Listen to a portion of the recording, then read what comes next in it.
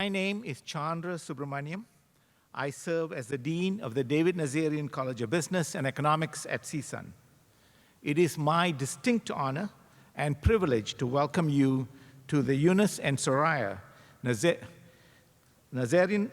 no, oh, it is right, Eunice and Soraya Nazarian Center for the Performing Arts, and for what I'm certain will be a fascinating and thought-provoking program on the workforce of the future. In just a few minutes, Dr. Diane Harrison, the president of CSUN, will offer some remarks and introduce Steve Canepa from IBM. Steve will then set the stage for the other speakers and panelists. Full bios for all of these remarkable people appear in the printed program you received on your way to your seat. You also received a card for any questions you might consider. The ushers will collect those cards throughout the evening and convey them to the stage. We have found this to be the most efficient approach to Q&A for an event such as this. I'd like to thank our provost, Mary Beth Walker, for her support and for joining us today.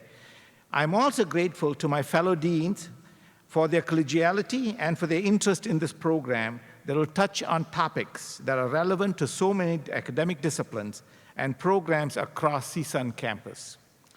Joining us tonight is Dr. Yan Searcy, Dean of the College of Social and Behavioral Science, Dr. Dan Hoskins, Dean of the Mike Kerb College of Arts, Media, and Communication, Dr. Mark Stover, Dean of the Oviatt Library, and Dr. William Watkins, Dean of Students and Vice President for Student Affairs. A special thank you goes out to Shelley Hadvina, CSUN's Assistant Vice President for Alumni Affairs and Annual Giving. I know Shelley is hosting many of you this evening as part of the recognition and appreciation event. We are delighted to have you. We'll never be able to sufficiently thank Steve Canepa and the other speakers and panelists, but we should try. Steve Canepa also serves as a Nazarian College on the advisory board. This, by the way, will be the 6th time Utpad Mangla and Luca Marchi have come to our campus to present and participate in programs at the Nazarian College. We welcome 2 other IBMers for their first visit, Gavin Jones and Chad Andrews. This is also the first time that Mitra Best of PwC and Simon Adams of Gracenote have appeared on our stage or in our classrooms. While he's not here, this evening, we could not actually have done this program without David Kenny, the CEO of Nielsen, who was instrumental in facilitating Simon's participation. We are, of course, thrilled to have so many department chairs, faculty, students, and alumni in attendance. Welcome and thank you to all.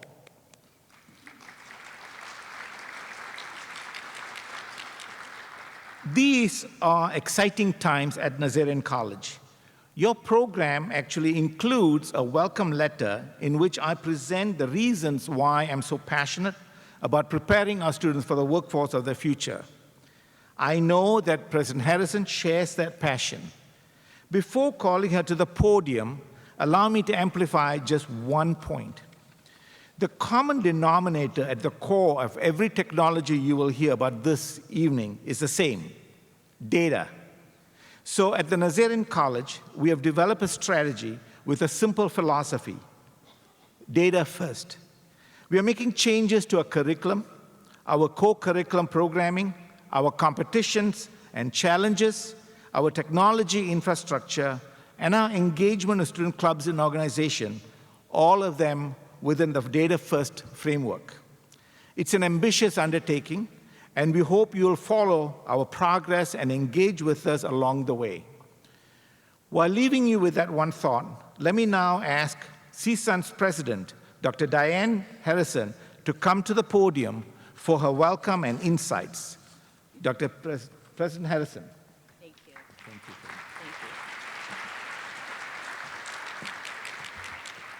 Thank you, Chandra.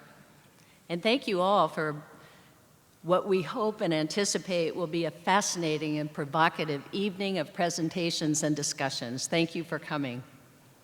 I'd like to express my own gratitude for all of the individuals whom Chandra mentioned, as well as IBM, PwC, Gracenote, and Nielsen, for the considerable investment that these firms have made in our students and in the CSUN community by their participation in this program. Thank you for your generosity and your time. I'm especially glad to welcome our premier donors and supporters who have taken the interest and time to be with us as well. And finally, I want to thank all of our students and members of our faculty and staff who have joined us. We're here this evening to discuss the workforce of the future. To set the context for why this is so relevant and important, consider two conclusions from recent studies by Gartner. 1/3 of all current jobs in the United States will be converted to software, robots, or smart machines by 2025. When today's grade school students enter the post-college workforce, 65% will take jobs that don't currently exist. As this unfolds, we may well see 3 distinct technological paradigm shifts over the next decade.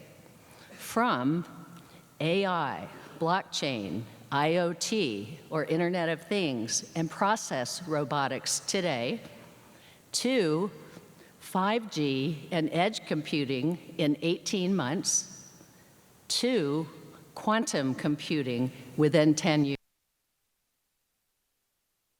Enormous challenges for higher education, not the least wrestling with this question: shall we emphasize skills that land students a first job, or attributes that provide the foundation for long-term career?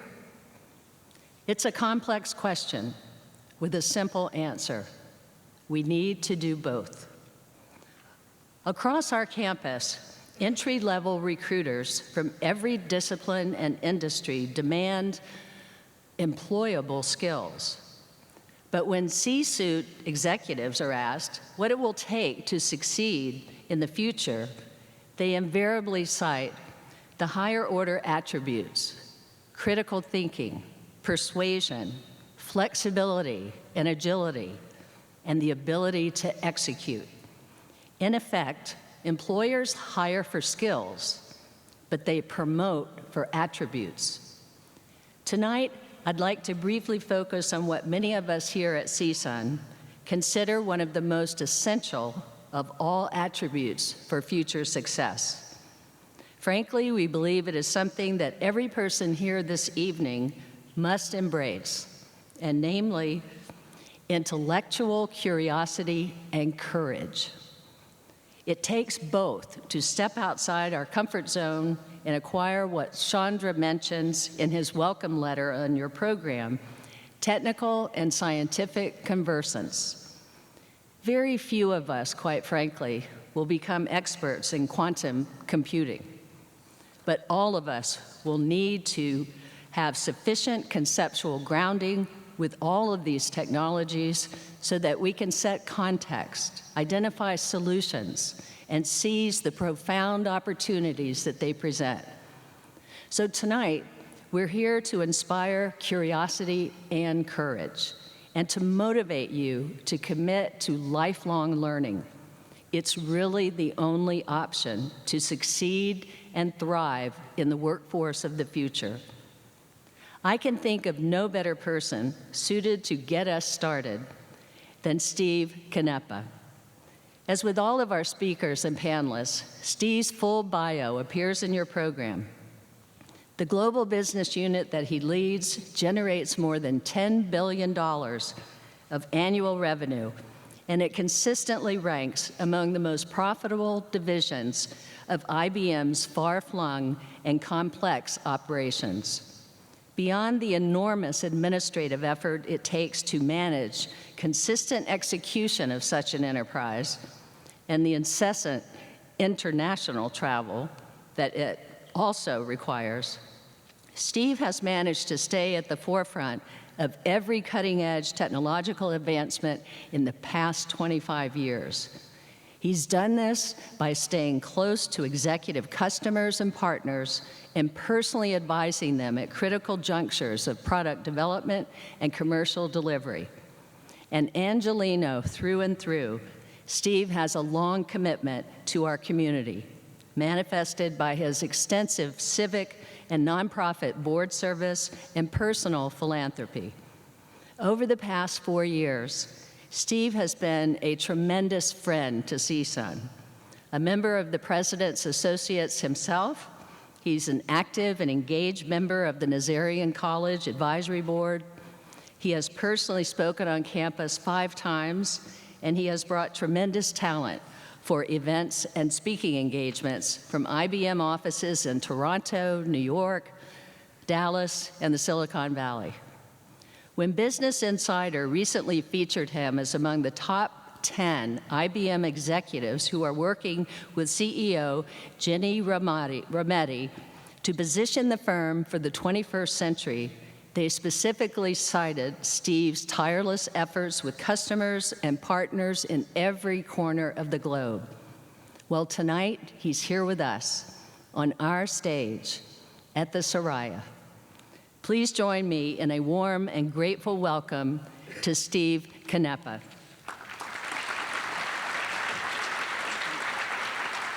Thank you, President Harrison. Thank you all for spending a little bit of time today with us. I think this is going to be hopefully a really good investment of your time and a good afternoon. I'm going to spend a little bit of time up front just talking about some of these technologies and trying to give some perspective on how they're influencing the workforce in every industry, and therefore the jobs and skills that we're all going to have as we go forward through our careers. You know, Dean mentioned data. I think this is an astonishing statistic. In the last 2 years, 90% of the data that exists in the world has been created. So if you think about that, it's pretty incredible. And what it means is that there's this incredible avalanche of new data being created every day. And the question becomes, how do we get value out of that data? How is it that that data influences the jobs we will have, the skills we'll need, and the way that we'll work in businesses going forward? Now, computers have always been good at structured data, information in rows and columns that they've analyzed since the invention of the computer. But in the last 10 years, computers have gotten really good at unstructured data. And that includes human language, image, audio, and video. All of us today are used to the idea that we can talk to a device in our home and it can understand us, or we can talk to our car and it knows what we're asking for. And part of the reason that's happening is because AI systems, software algorithms, have been built that can handle this unstructured data at this incredible scale. So AI is becoming really important, and it's being integrated into workforce jobs and professions in almost every single industry. And AI systems have a few common characteristics. The first is they can understand that data in all those fidelities. So structured data, unstructured data. And importantly, they can integrate those data sets together so that they can extract ideas, concepts.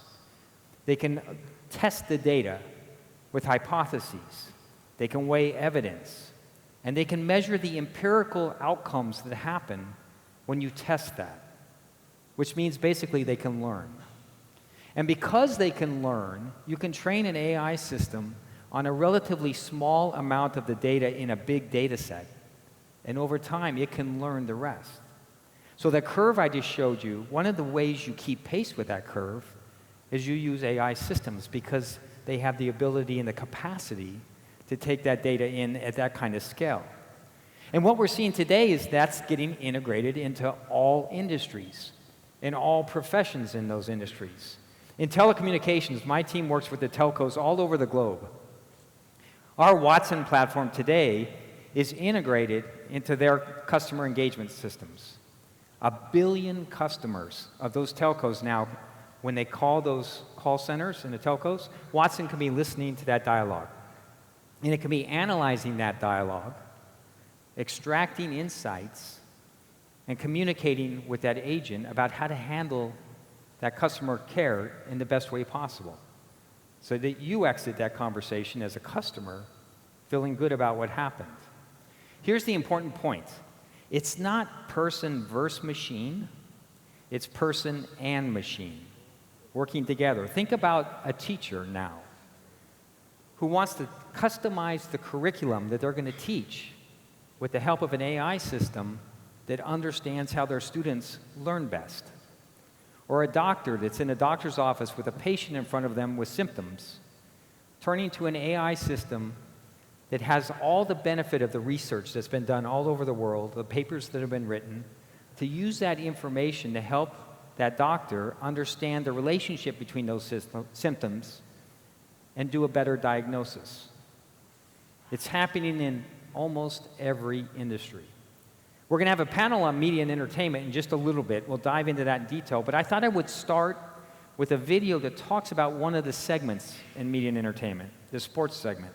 And I like it for two reasons. The first is sports is very popular, big fan bases. So it still garners a really big audience. And we get a lot of data from sports about the matches or the games, what's happening. But we also get the big social signal, everything that anyone says they like or any analysis that's done. So it's really a rich domain to get a lot of data to analyze. The second thing that's powerful about sports is that it's live. And increasingly, as we'll talk through the course of the evening, AI systems are getting good at real-time analysis, helping to make decisions in the moment they have the highest value. So the ability to integrate these systems into real-time events is where an enormous amount of value is going to lie as we go forward in the future.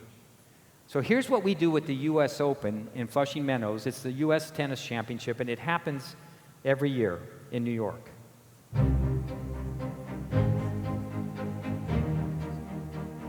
The US Open. Hundreds of the world's greatest players, sacrificing years of blood, sweat, and tears for just one shot at championship point. The 2017 U.S. Women's Singles Champion, Sloane Stephens. But there's more to this moment than meets the eye. Behind the scenes of every game, set, and match at the US Open is a complex digital symphony, orchestrated to capture the passion and intensity and deliver it to millions of fans around the world. To do this, we've been on a journey of digital reinvention with our technology partner, IBM.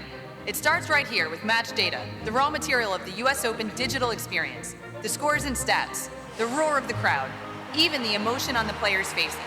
IBM captures information from across the US Open and transforms it into unforgettable fan experiences on the IBM cloud. Not just any cloud, a hybrid cloud, seamlessly connecting data and workloads across our on-premise, private, and public clouds, modernizing our core infrastructure with open, flexible technology from IBM and Red Hat, scaling 5,000% to meet surging demand, and applying advanced analytics and AI to serve up game-changing insight to fans. IBM Watson is the AI engine of the US Open. It helps our guests navigate the tournament and the venue. It sees the action on the court and knows what makes a great tennis highlight. And it helps coaches and players analyze matches quickly to improve their game. From match points to manufacturing, from tiebreakers to telecommunications, from open tennis to open source, IBM is changing the game and changing the world. Let's put smart to work. Okay, so AI. The second technology I thought I'd spend a little moment on is blockchain. Hopefully some of you have heard about blockchain at this point, especially with the business school's focus on accounting and finance. It's going to be very important to our future. And blockchain came on the scene about 5 years ago, and we embraced a version of it called Hyperledger, which is built for business and very secure. Now, if you're not familiar with blockchain, what it basically does is it takes a series of events that occur, and it puts them into a shared ledger, and then it chains that ledger together. So think of it as kind of a life cycle over information and transactions and data. And it's really powerful because it's very secure. And it's immutable, which means once data has been written into the blockchain, it can't be changed. So if you come along later on in the process, you can have a high level of confidence that the data is accurate. It's also permissioned, which means you can't get into the blockchain unless you're authorized to do so. And when you're authorized to do so, you can only see the data you're supposed to see. And this is important because, so imagine we have two companies, and they need to collaborate in order for a transaction to happen efficiently without fraud, but they don't want to share all their data because they compete in the marketplace. So they come to a blockchain and they share just enough data that allows that transaction to happen securely, accurately, and quickly.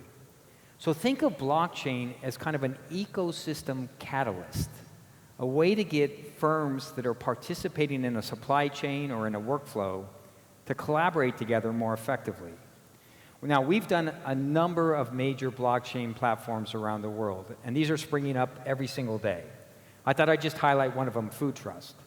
Now, if you think about what we've done, so many firms over the years to try to make our food supply more successful and more healthy, even today, 1 in 10 of us will get sick from some kind of foodborne illness in the course of a year. 1 in 5 seafood packages around the world is still mismarked in some way, which doesn't make me real excited about going out and having seafood tonight. And over the last 20 years, despite all that work, we still have 2 times the recalls today that we had 20 years ago. So a couple of things happen when there's a recall. Think about recently there was one with lettuce in Arizona. First, an enormous amount of food gets wasted because we don't know the exact source of the contamination. Second, a lot of people get ill because it takes days or weeks to get to that root cause. Now with Food Trust, with the whole world ecosystem beginning to participate in this blockchain platform, we could say that lettuce grew in a farm outside of Sao Paulo in Brazil. And it was picked on a certain date and packaged and sent to the dock and shipped to a port in the US, where it was distributed by rail to a distribution center, repackaged, sent out to a retailer. The retailer got it on their shelves, and ultimately it showed up on your table. So this whole life cycle is measured through this set of exchanges of information that happen. And if there is a contamination at some point in that process, we can go right to the source. So in a matter of moments, we can begin to isolate where that issue is. That's the power of beginning to put together these ecosystems. The next thing I want to spend just a minute on is 5G and Edge. So for those AT&T subscribers in the audience, if you've looked at your phone recently, up in the left-hand corner, you'll see 5GE. That's AT&T's way of evolving from 4G to 5G. And when you hear Edge talked about, all Edge is the idea that we're going to move computing power and applications closer to the action, to where they happen. And it unlocks enormous potential. In fact, most analysts would say this combination is going to generate $1.2 trillion of value in our economy over the next few years.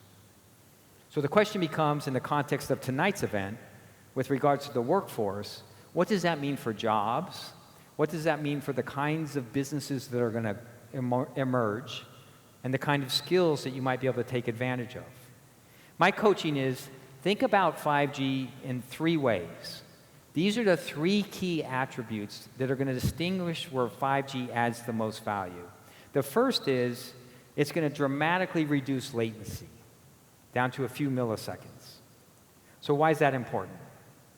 Well, if you want to move into application domains like car-to-car communication or autonomous driving, you have to have split-second decision-making being driven by those systems. The second thing it's going to do is add enormous bandwidth. So why is that important? Well, remember that curve I showed with all that data that's being created? That's going to continue. And data is going to be integrated in all kinds of decision-making. So the ability to get to that data and to get it to the place you need it to do the analysis is going to become critical. The third key aspect is a concept called network slicing. And what this involves is the network of the telcos will be able to be sliced into pieces. And a slice of that network will be able to be dedicated to a certain use case or a certain application. So why is that important? Well, imagine there's a doctor that emerges that's the world's best at doing surgery with a piece of robotic equipment that does precise surgery. That doctor now could be located anywhere in the world. Those robotics could be anywhere in the world. As long as that doctor knows he'll have the quality of service that he or she will need to perform that surgery, they can extend their business model to wherever they want. So what happens with these applications is we take advantage of latency, bandwidth, and quality of service to create new applications that can provide insights or capabilities that we can't do today.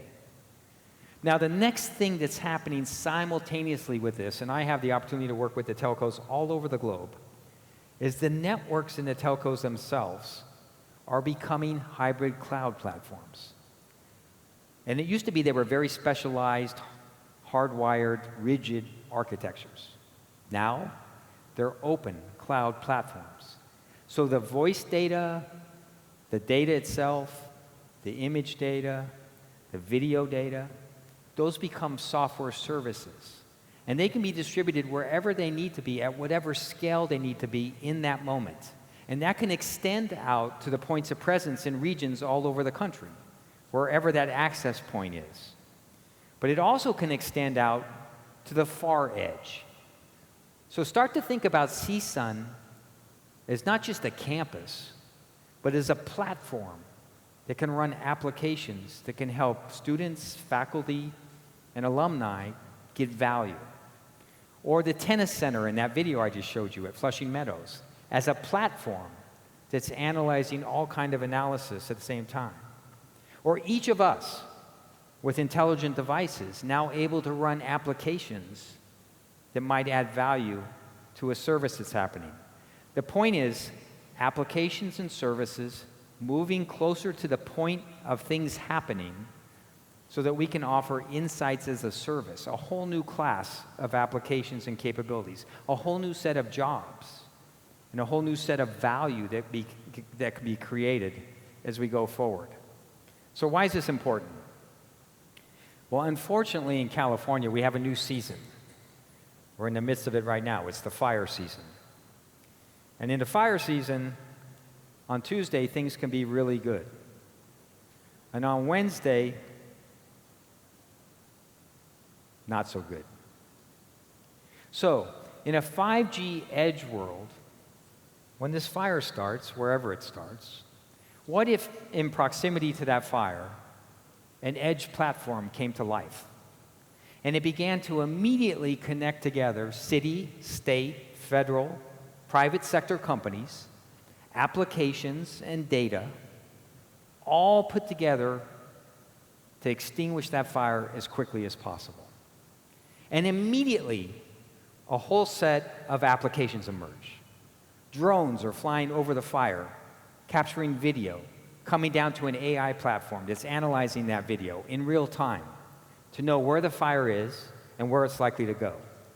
Topology maps with data are coming in, showing the terrain in the area where the fire is burning. Our weather company from IBM supplying data about microclimates and wind patterns. And sensors in the area, maybe measuring the moisture in the soil or the moisture in the vegetation or other data points in the area.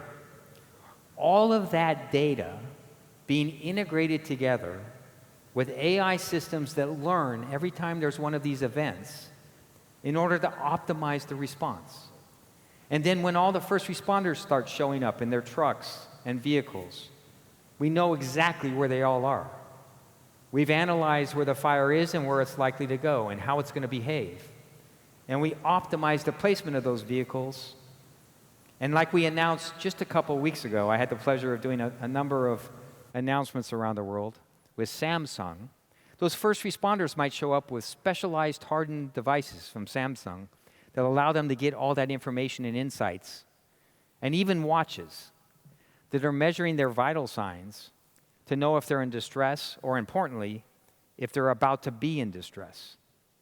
So all of this ecosystem working together to save lives, to save property, and to get that fire extinguished as soon as possible.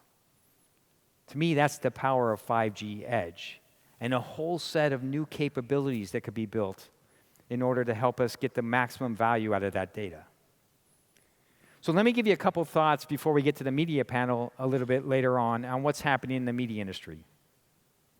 The first is, like Dean Chandra said, data is influencing all industries, maybe nowhere as impactful as it's been in the media industry in the last decade.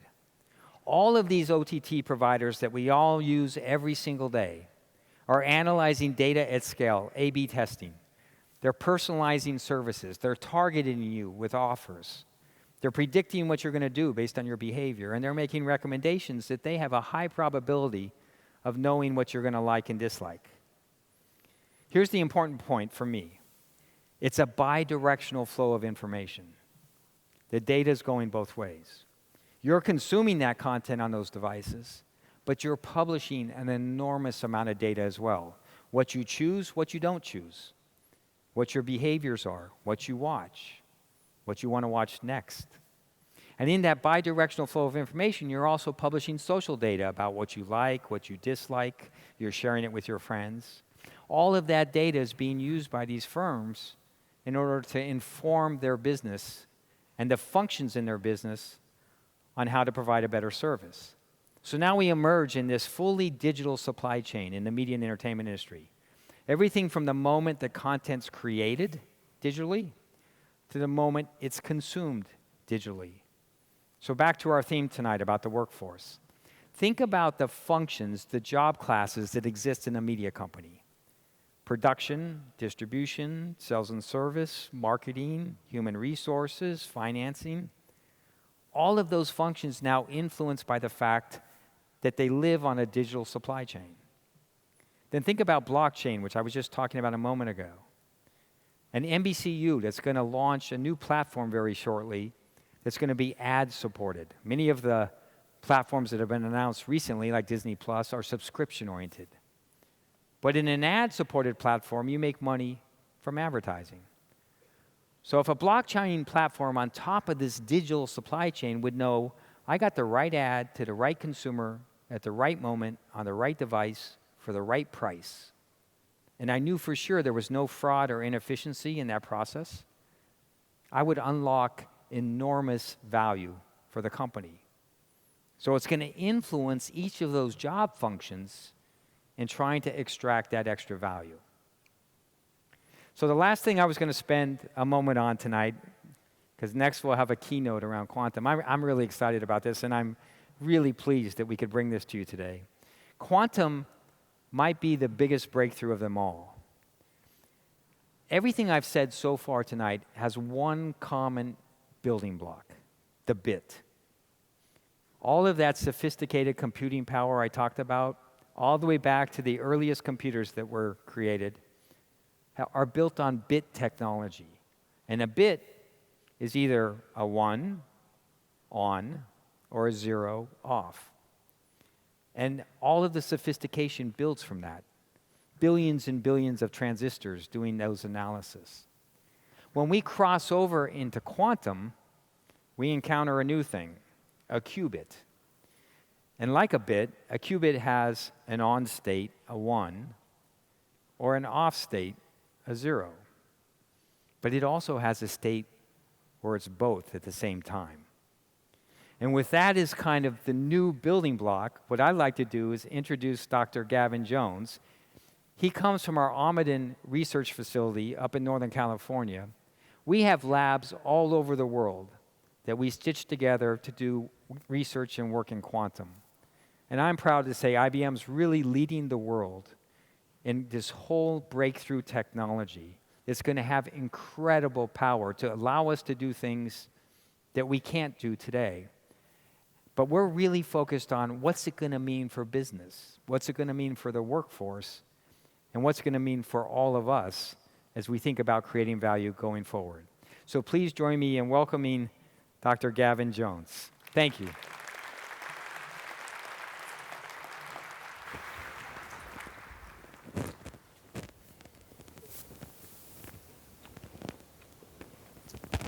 Okay, so I think it's very appropriate that I'm speaking today at this Workforce in the Future event because, as it says, I'm a quantum chemist and I actually work in quantum applications in chemistry and sciences. But actually, about 6 years ago, I had no idea what quantum computing was. So one of my very senior managers actually called me into his office one day and said, Gavin, what do you think are the implications of quantum computing for chemistry? And I was like, what's quantum computing? I had no idea what that was. And so I then went out and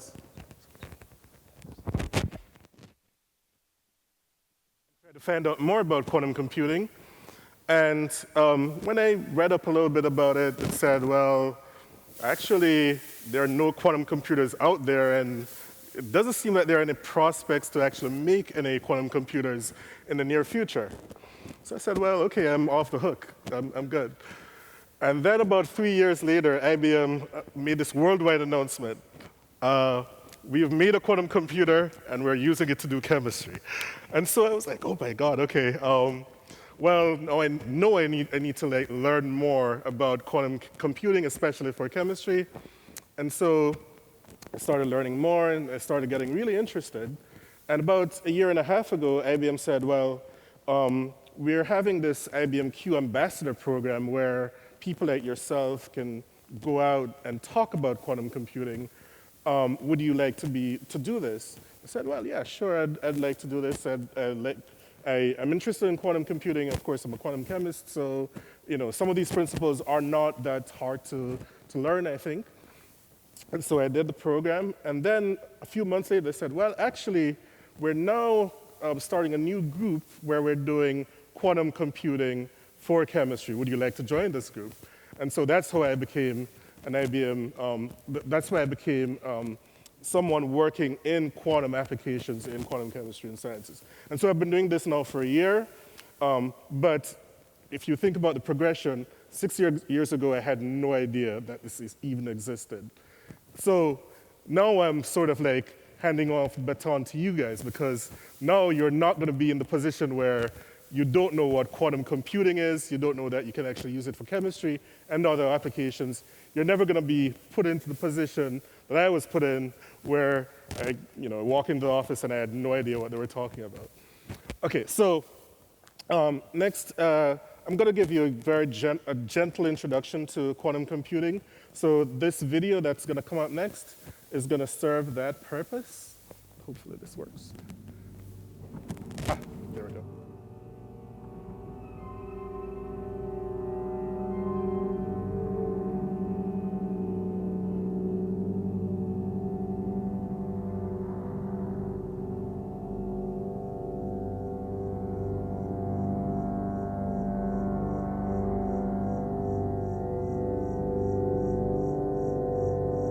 In Chauvet Cave, images of hundreds of animals stream from the walls and move through the cave as if figures in a film.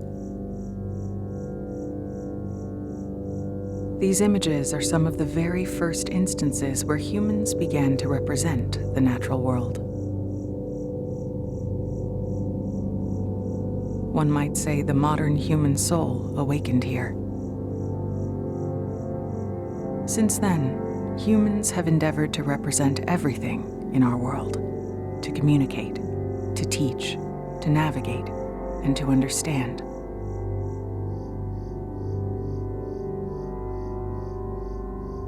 But all human-made representations share one quality. They're all approximations of the complex world that they depict. Even today's most sophisticated digital models and simulations are approximations. Take molecules, the building blocks of the universe. Molecular behavior, particularly the choreography of electrons, is wildly complex.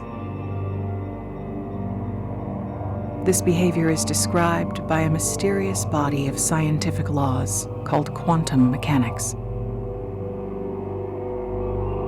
Like the behaviors it describes, quantum mechanics is so complex that in attempting to simulate it, even our most powerful supercomputers can only run simplified calculations or approximations. In many cases, these rough approximations are acceptable. In other cases, we need to see deeper. We need to represent this world with absolute precision.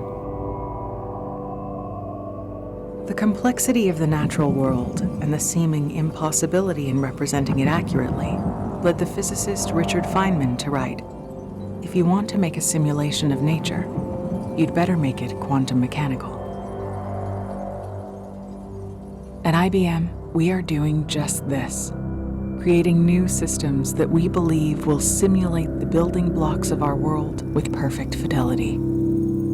These are quantum computers. We can use one of these computers, a programmable quantum system, to represent the properties of another quantum system, such as a molecule. And if we can simulate things like molecules with absolute fidelity, we'll be seeing the world in perfect focus for the first time.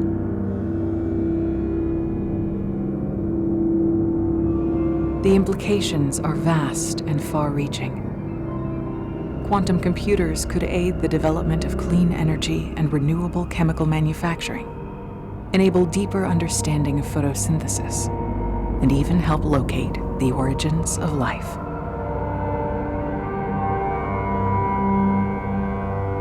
This could be an inflection point not only in computing, but in our evolution. For the first time in human history, we may be able to represent our world with complete and perfect accuracy. We stand at this threshold. This is quantum computing.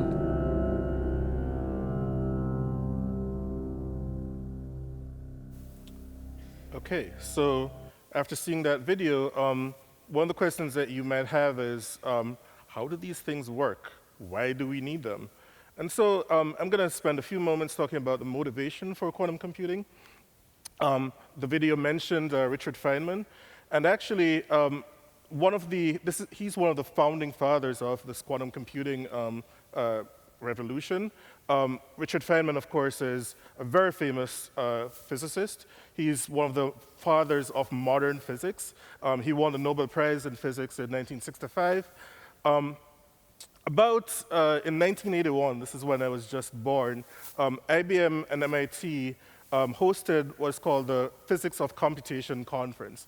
And so many luminaries of physics and computation were at this conference, including Richard Feynman.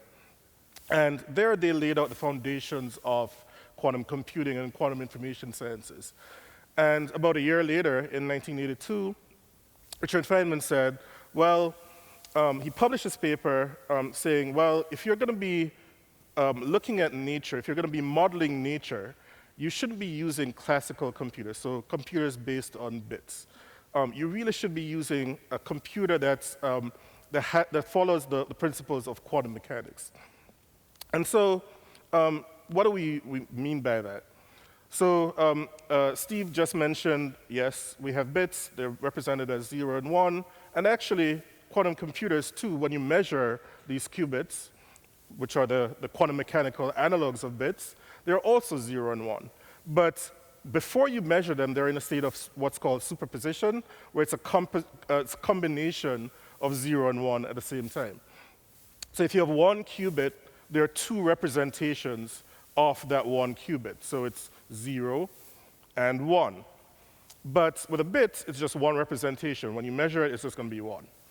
With 2 bits, of course, you just have 2 bits. But with 2 qubits, now you've doubled the amount of representations you have. So instead of 0 and 1, now we have 0, 0, 0, 1, 1, 0, and 1, 1. So you have 4 representations. And then with 3 qubits, then you have 8 representations. And so this is very powerful because that means that if you want to be able to double the power of a classical computer, what we call a classical computer is just a normal supercomputer, or a computer like your laptop and so on. If you want to double the power of those computers, then you have to double the number of bits. But with a quantum computer, if you want to double the power of that quantum computer, you just add 1 qubit. And so now, if we make a quantum computer that has about 275 qubits, then actually the number of quantum states that we're trying to represent here is equal to the number of atoms in the universe. So this is an astronomical number of quantum states that we're trying to represent. And the way you could think about this is, if you have a classical computer and you're trying to simulate what's happening on this quantum computer, then you would need all of the atoms in the universe to actually represent what you're doing with this quantum computer. So what can we use a quantum computer for? We can use it for chemistry problems, as we always allude to.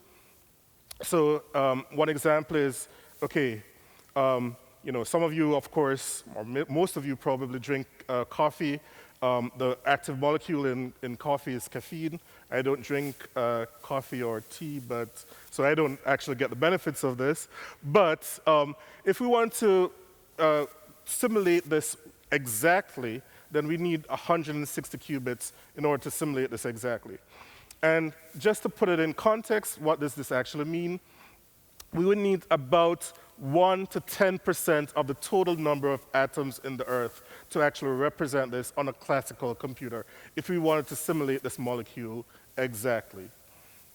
So it's a really, really hard problem if you're trying to do this classically. But with a quantum computer, it's possible to actually do this once we actually make a quantum computer that has this many qubits. So can we only do chemistry? And actually, there are many different areas that we believe that quantum computing could actually have an influence on. There are some things that are suited for classical computing, and then there are some things that are suited for quantum computing. And so IBM has partnered with a lot of partners, lots of clients, to try and figure out what some of these fields are. And so one of these examples is in quantitative finance. So for example, we're working with JP Morgan Chase to try and figure out how we can actually use quantum computing for quantitative finance. So we're thinking about things like derivative pricing, risk analysis, and so on. Another example, again, we come back to chemistry. In this example is one that I personally work on. So we are collaborating with a company in Japan called Mitsubishi Chemical, where they're trying to make more efficient lithium batteries.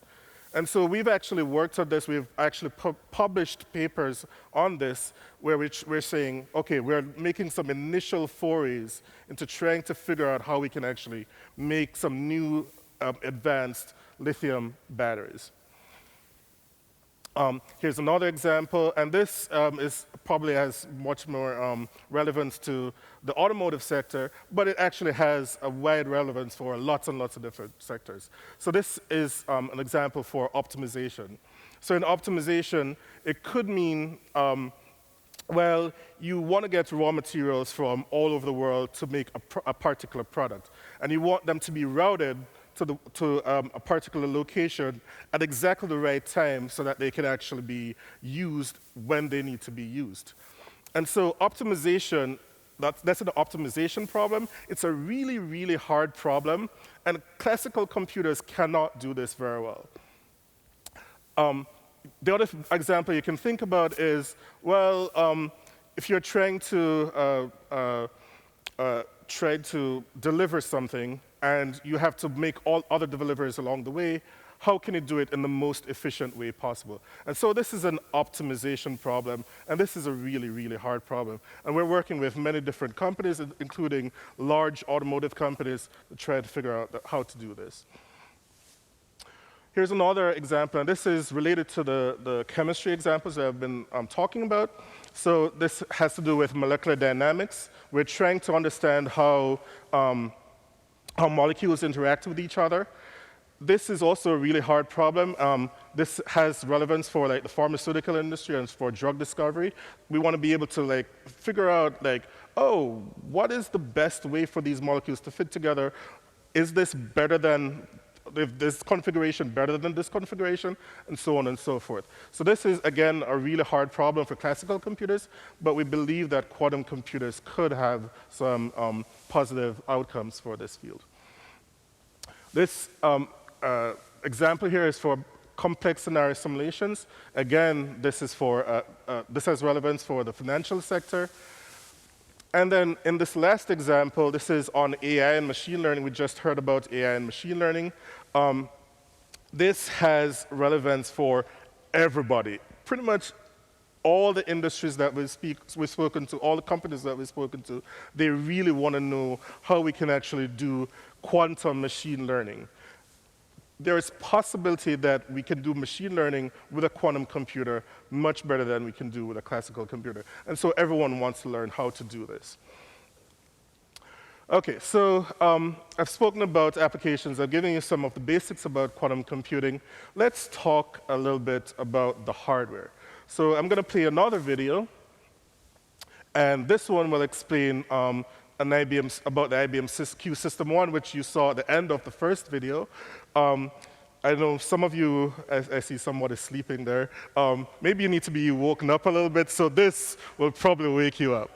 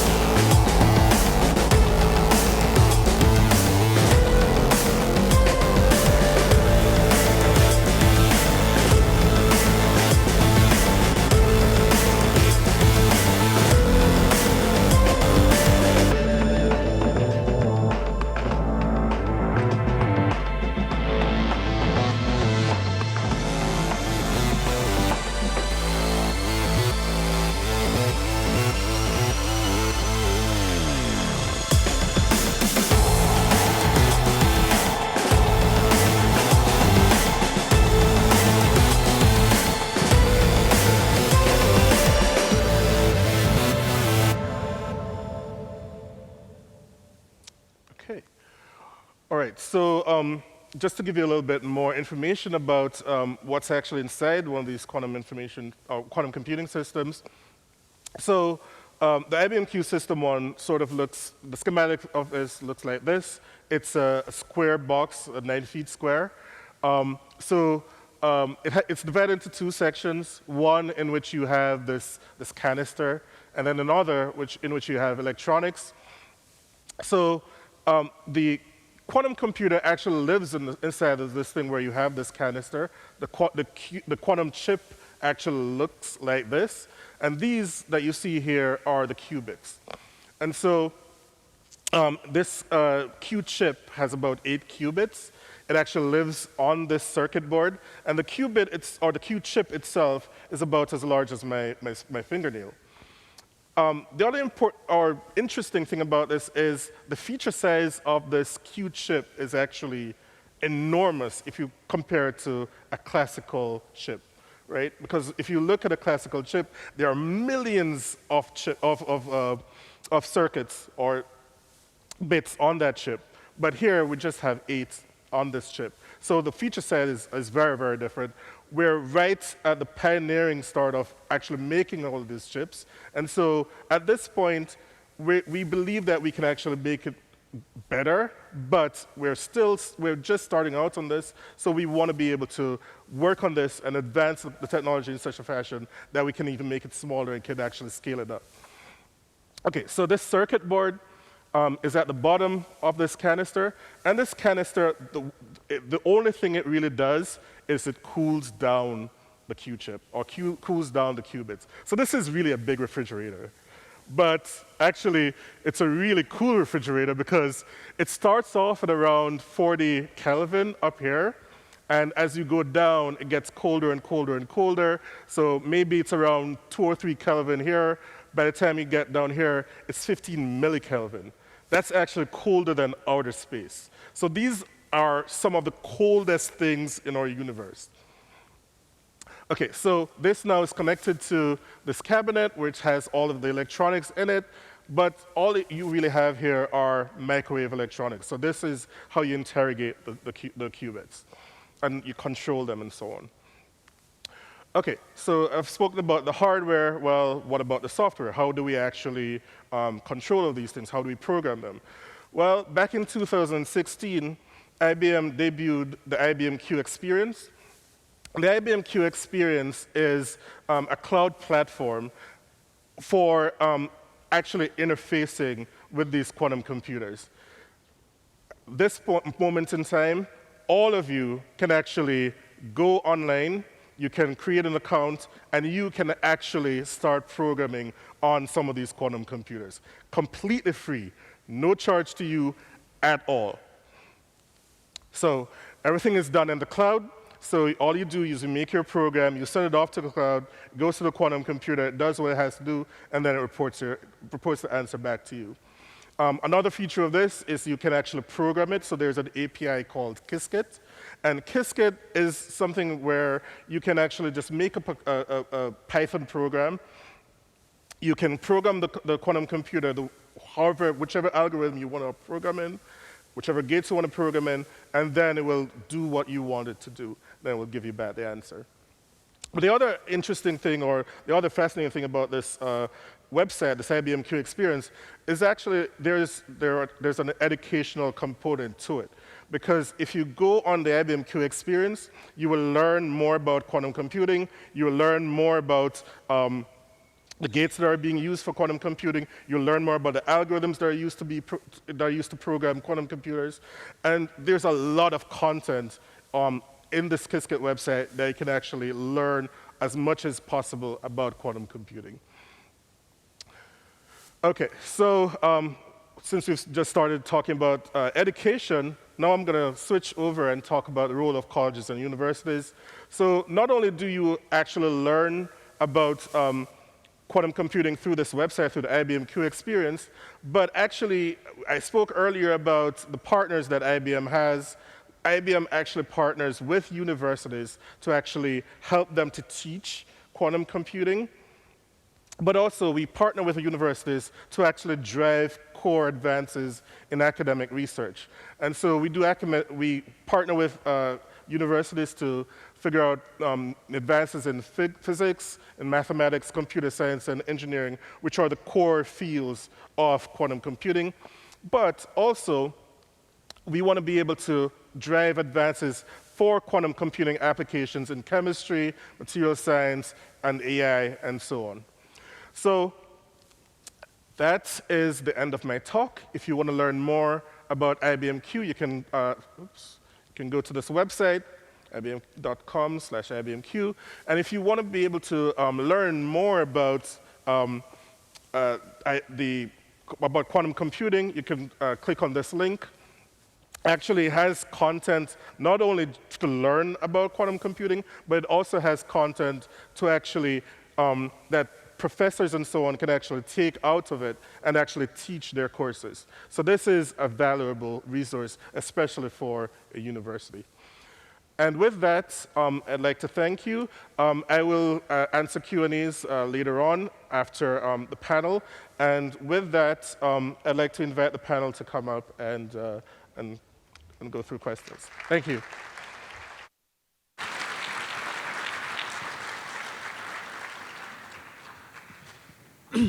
Okay. My name is Luca Marchi. I work for IBM. I will be the facilitator of the next panel. We're going to talk about technological transformation in the media and entertainment industry. We really have big shoes to fill now, but we have an awesome group of panelists, and we will try to explain how we see all these great technologies implemented in our industry. Now, I would like to invite the panelists to sit down with me. And an applause, please.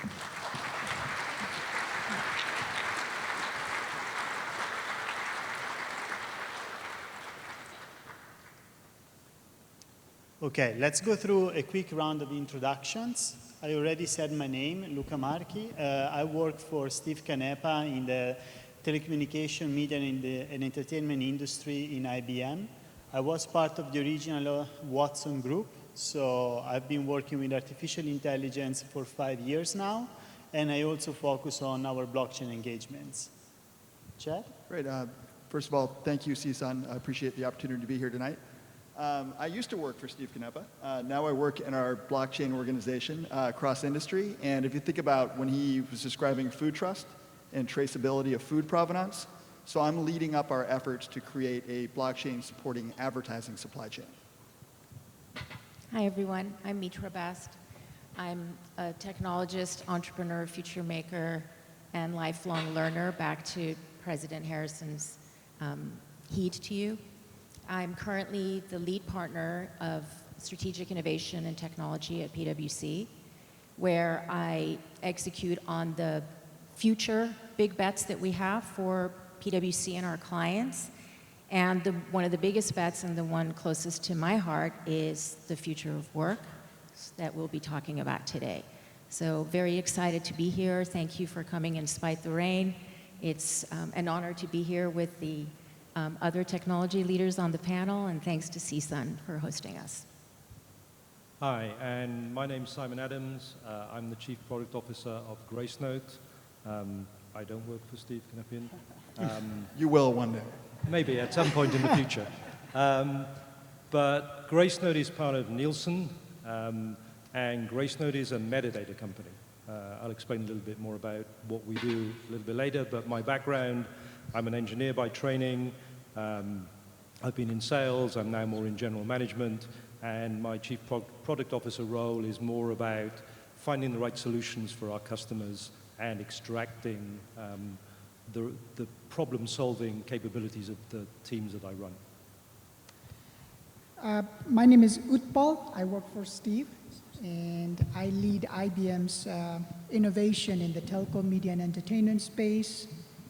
All the stuff that Steve mentioned, AI, blockchain, 5G, and edge, we are helping transform in the telco, media, and entertainment with our clients.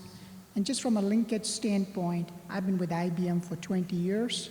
I started my career in PricewaterhouseCoopers, and we spend a lot of time helping our media clients, including Nielsen. Okay, let's start with Simon. Simon, most of your work is based on the intersection of artificial intelligence, machine learning, and robotics. How do you apply these technologies to the media and entertainment industry with your company? Okay, so I think I should explain a little bit about what Gracenote does. If you put it simply, we help people find out what to watch, what to listen to in their daily lives. We create core metadata, which we provide to cable and satellite companies, over-the-top providers, that allows them to do the personalization that gets you to the engagement point about where you're going to click through or tune into a channel. So we provide TV schedule information and so on, and we power DirecTV, Comcast, Charter, Verizon, the Amazon Alexa entertainment skill set, Google search around entertainment. So really at the core foundation of how people find out what to consume from the point of entertainment. And what Steve was showing earlier about this sort of diversion of the capacity of the human to do the job and the capabilities that we need now with the fragmentation and explosion of the industry, it's absolutely core to what we do. To give an example of the scale that we have to deal with, we're a worldwide organization. We collect TV schedule information in 85 countries, 37 languages. We process about 60,000 TV stations of information a day, and that's about 1.2 million programs. And for you to find out the exact program that you want to watch from all of that, we have to be able to do that at scale and at ever-increasing scale. If you look at the fragmentation that's happening in terms of the number of platforms that are launching and things like that. So we use AI really to create sort of images that people can use so that when they've been watching, they can find the right season and episode visually to find out what's going on. We have grown organically and by acquisition, and stitching all of the various systems that we've inherited together. There's a lot of process robotics that we use to be able to get information from system A into system B without having to use people to do it. And then, I guess at the moment, most of our emphasis is on supervised machine learning. And in that sense, we're creating a lot of new data sets for people to drive this personalized experience. Because if you think about it, certainly when I was growing up, and clearly I'm from Europe, I grew up with 5 TV stations. Now you have 500 channels of entertainment. So the ability to find something relevant for me to watch is now difficult. It isn't the case of there are 2 or 3 cop dramas I can choose from. There are now 2,000 or 3,000 cop dramas I can use from. And creating that DNA of the programming is things that we use the supervised machine learning for. Awesome, thank you. Mitra, how do you think this kind of technology would impact on people and on the workforce based on your large experience with these topics? Before I answer the question, I'm going to ask the audience a quick question. Show of hands, and it's kind of hard for me to see because of the lights, but how many of you have seen the film, the original version of Blade Runner? Okay, I don't feel so old. I was worried that most of you probably were born after the 1982 sci-fi movie came out. But for those of you who didn't raise your hand, this was a sci-fi film that was predicting a very dystopian future. And it was set, the movie was released in 1982, but it was about the future, and the future was LA, November of 2019. So I thought this was an important point to bring up, that luckily the future that they predicted for us is not happening. Although some people argue that the predictions are kind of close. Have you watched the news today? Exactly. So they're very close, and I think it's important. I wanted to bring this up because technologies like artificial intelligence and some of the other technologies that we're going to be talking about on the panel are very powerful, and they stand to create a lot of economic value, efficiency, and fundamentally change the way we work and live. And if we're not implementing those technologies with thoughtfulness and responsibility, we do stand a chance to create dystopia. And we actually have the power to create something closer to utopia. And I wanted to make that point pretty quickly. You know that President Harrison mentioned some statistics that were, eye-opening. There are 800 million jobs that will be eliminated in the next 10 years because of AI. 73 million people will be losing their jobs to automation in the US. 50 million people will be changing their occupation altogether. All of this is an impact of AI and advanced technologies. But at the same time, new jobs, many new jobs will be created. Some of our jobs will be transformed into something different. So it's important for us to know how to actually live and thrive in this changing world. That paradox that will be created by the jobs being eliminated and new jobs being created creates this sort of a skills mismatch. Right now we have 1 million jobs open that we can't fill. At the same time we have unemployment. The skills aren't matching. So a lot of organizations like PwC are investing in retraining their current staff, their current employees. I know in our company, we have pledged $3 billion to retrain our staff in the US over the next 3 years. Now, we do that because we're thoughtful and we put our people in the center of the experience that we have, but really we're business people and we're smart business people. And we know that retraining your current employees and your current workforce is a lot more cost-effective than firing them and hiring new people. So I think the impact of AI on the workforce is really something that is in our hands to control. Create new jobs, create the right skills for people to occupy those jobs so that we can have a thriving future. Thank you, very interesting. I want to share a personal experience based on what both of you said. Back in the mid-2000s, I was working for a startup in Italy that was the largest investor in TV infomercials in Italy. We spent way over 10 million euros every year on those. And we had many competitors doing the same. So we have one intern belonging to the communication department that had to watch recordings of 2 TV stations to find out when our competitors were placing their ads, what kind of product, how long, during which program. That now we can have a cloud application doing it with some artificial intelligence model that every morning delivers this information in an email. That doesn't mean that we don't hire interns anymore, but maybe they do something more interesting and less machine-like. Can I just add to that quickly? Course, So within the advertising supply chain, so one of the problems that we're trying to solve with the media blockchain is some of the manual processes, like lining up invoices to media authorizations. So today that's done by the agencies, brands, and publishers all have to maintain full-time staff for that. I know one of the major advertising holding companies has dozens of employees that do that full-time, and their annual churn is 40%.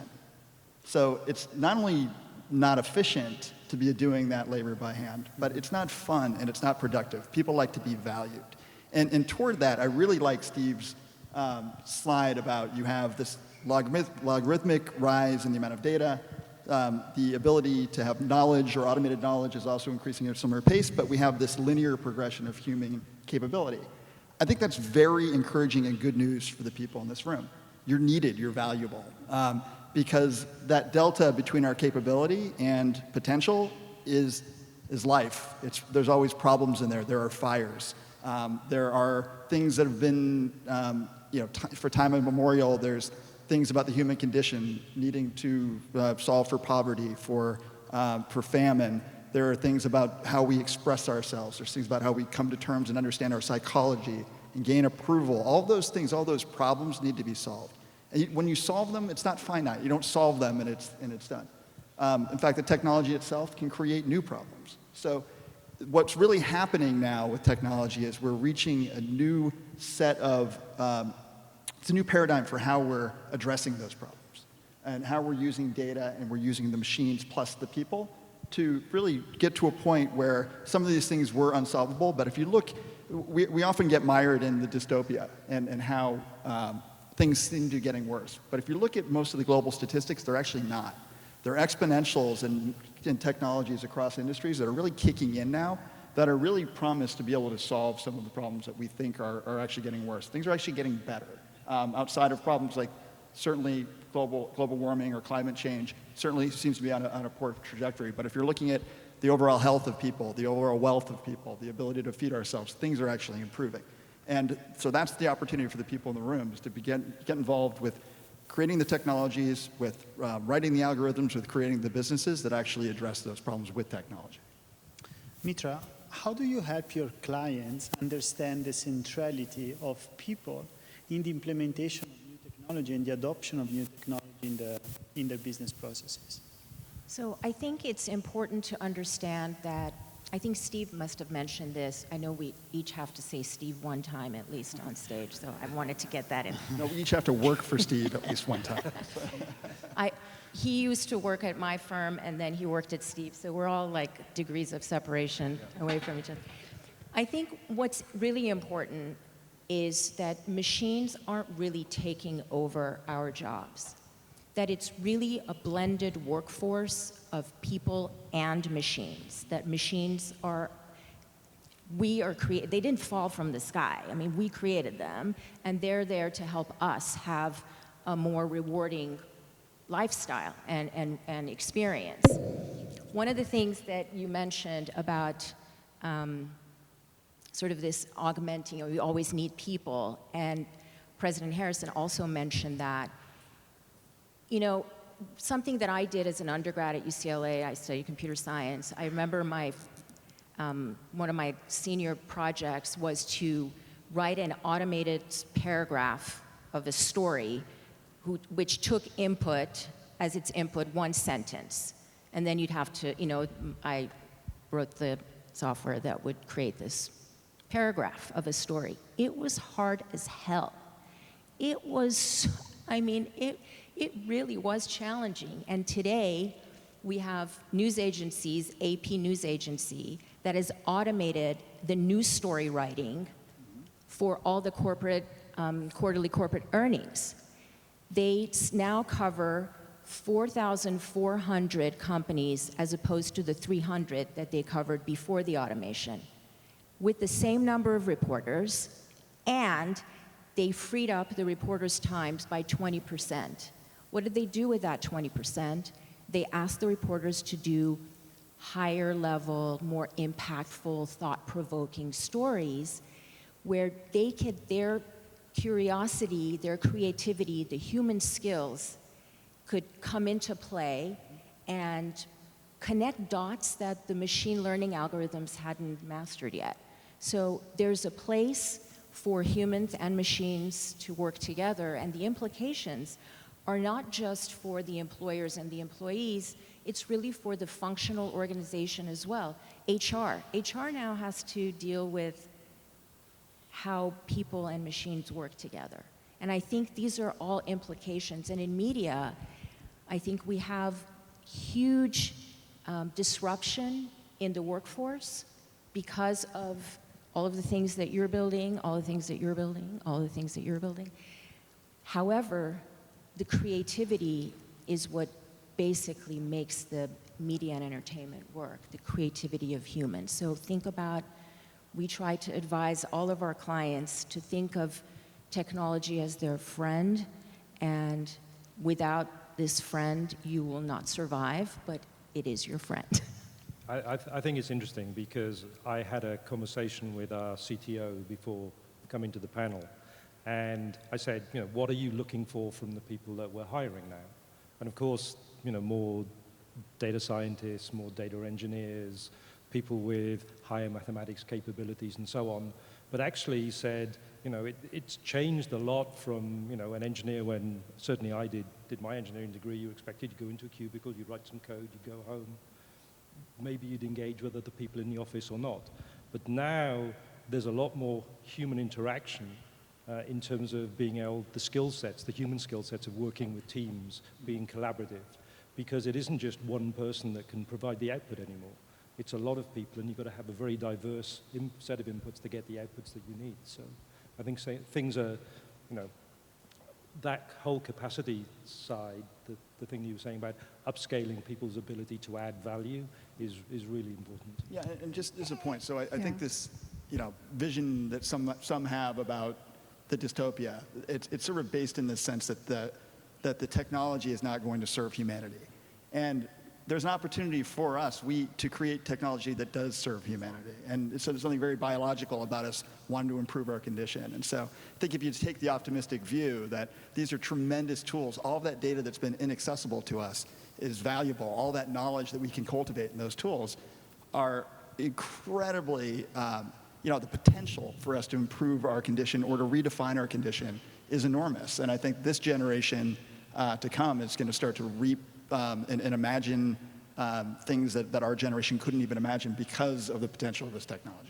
And Utpal, I just wanted to give a certain data point on the training and retraining that Mitra mentioned and the skills of the future. We in IBM have around 40,000 people who have been trained in design thinking. And it's all about thinking, conceptualizing, visualizing how you create the solutions, the next set of solutions. And to Simon's point, a lot of the new jobs that we have, besides the traditional new generation technology-related stuff like machine learning, AI, data scientists, over 20,000 jobs, some of the new skills that we're looking for from user experience does not require the traditional computer science and engineering backgrounds. In fact, we have thousands of jobs where the skills we need are cross-industry, cross-undergraduate, but your ability to think through and visualize and create a user experience. Those are the kind of skills that we are looking for. And Utpal, let me ask you one question. The upcoming 5G technology, how will that impact our lives and the way we do business? Yeah, very good question. 5G is going to transform the businesses, the entire gamut of industries. It's not going to be impact across one. Obviously, all of the 5G is going to be transformed. Telcos are going to be an enabler, but the impact is going to be massive across all the industries. Some of the things that we are not able to do today, examples which were given about cars, ability to do IoT, sensors. Just to give you a data point, $33 billion are going to be spent just in the next 2 years across the industries for the 5G work. So transforming the user experience, ability to create new set of use cases across the industries will be, some of the examples are just not even imaginable. I mean, I can give you examples and examples, but there's going to be a whole new set of cross-industry, within industry applications that will be created as a result of the 5G. Mitra, can I ask you one question? Yes, I was actually going to say something about that, but you can. Just please go. Yeah. I was just going to say that I spoke at the Mobile World Congress Los Angeles last month, and everyone from keynote to side note was talking about 5G and the power of, the transformative power that it has. And some of our studies show that about some crazy number like 2 million new job categories will be, to your point, will be created in the next 10 years as a result of 5G. And I mean, that's just, I can't even imagine what that would be. And a lot of it has to do with what you said earlier around, we can't even imagine what technology can enable us to do. But some of the near, closer to hand examples are, think about with 5G having this tremendous speed, having real-time interactions in VR and AR, in gaming, in movies, putting the audience as the content producer inside of a program. I mean, this is just, sort of the media implications of it, but back to you saying there are other things we should be thinking about for the goodness of humanity, but we are talking about media, so I just wanted to. Yeah, and I want to add on to that. I mean, I was also at the Mobile World Congress in LA, and the questions were all, the focus was all on 5G and edge. How can AI infuse and help create the next set of use cases? In fact, just to link on that, last week I was in Asia at the TM Forum conference, and the topic was 5G, specifically in media and entertainment. And obviously the use cases that we just talked about, AR and VR, 5G and edge, how can it help improve the fan experience? What are some of the 5G use cases that are going to be connected with your home devices, sensors? How can we basically make sure that the edge information is right in your residence, right in your doors, right in your home? So the power of 5G is going to be massive, obviously in the media and entertainment, but cross industries. And telcos are at a point where they will be leveraging, because they are the ones who are providing the network, if you will, to take advantage of this cross industry. Simon, I have one question for Simon. We have heard a lot about 5G. This is like the 2019 buzzword in technology. 2018, we had blockchain, and a few years prior, artificial intelligence. In your role, when one of these technologies is so close to becoming, generally adopted, how do you size it? How do you see an opportunity or a threat? How do you react to that? Yeah, I mean, I think we roll with the wave of what the end consumer devices use, because we're sort of almost like the DNA of the content world feeding into that. So we're sort of happy whichever way it goes. I think blockchain will have an influence on us in terms of the way the copyright is managed and content is managed from creation through to the end of its life cycle, if with all of the various ways of consuming content today it ever gets to an end of life. But I think, our business is all about making sure that we have the the underlying metadata that people can use, whether they're consuming that via 5G and Edge or whether they're consuming it via traditional broadcast. It's an interesting thing to see what's happening because it just opens up new avenues of opportunity for us because of other ways of consumption. But can I add, do you think that 5G could enable more access to leveraging IoT devices where you can actually real-time get feedback from your audience, from your viewers? I mean, I know the BBC Worldwide Labs, they have, I don't know the name of the startup they partnered with, but they partnered with a startup that's doing actual facial recognition of your emotions while you're watching a program to give advertisers insight into... Certainly our sort of visual AI teams are looking at that because, you know, we're moving from a did somebody see an ad to how engaged were they with an ad. And so we have sort of teams working on things so that, you know, your TV, and again, we need to be careful of the big brother side of things and data privacy. But it will identify in the audience, you know, if we had a camera up here, we'd be able to identify roughly, it's a male, it's of this age, it's actually not paying any attention, it's looking at its mobile phone, or it's looking really happy, Simon's really impressive in what he's saying on stage.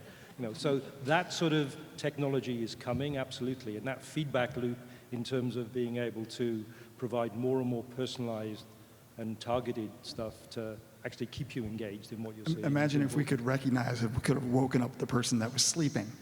But that was during Gavin's talk. Chad,